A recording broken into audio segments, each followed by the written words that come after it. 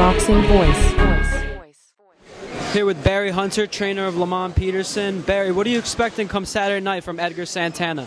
Oh, fireworks. You know, Edgar's at home. You know, he's a dog type of fighter. You know, and nobody likes to lose at home. And for the most part, when you fight at home, it gives you a little bit more energy, a little bit more incentive than the norm. So I'm looking for a good fight. You know what I mean? By no means are we coming here thinking that we're going to walk over this man. You know what I mean? Because he got a lot to fight for. Is it hard to focus on this fight with a huge fight with Danny Garcia possibly looming for early next year? I don't think so because, you know, I've always taught my kids to treat every person as if they're a world champion. Therefore, you know, when you come into the fight, you don't come in lax. You come in understanding that anything can happen any given time. And therefore, you know, in Lamont's case, Lamont always geared up to fight whomever. We've seen Lamont have a great chin in the past. He's fought punchers like Kendall Holt, Thierry Jean. But in the Matisse fight, it seemed like something was off that night. Can you blame it on Lamont's chin, or was something wrong in camp, or? No, it's just one of them things. You know what I mean? You never know. Okay, you never know how the fight gonna turn out. You know, by all means, we thought we was going in and just box his ears off.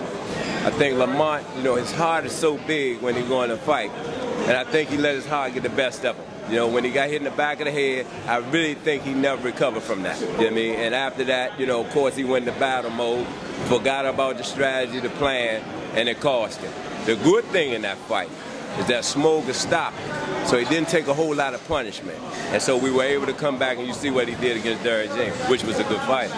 We've seen Danny Garcia have trouble with guys who can box, use angles, and guys who really don't stand in front of him. If that fight happens, when it does, do you think Lamont will be able to outbox Danny and really make his power not a factor in the fight? I think overall, Lamont may have an edge in boxing.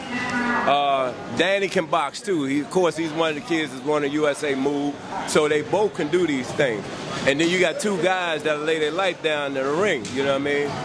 I'm just looking forward to the day, and just like a fan, because I'm a boxing fan first, that these two get together, man. I think it'll be a great fight for boxing all the way around.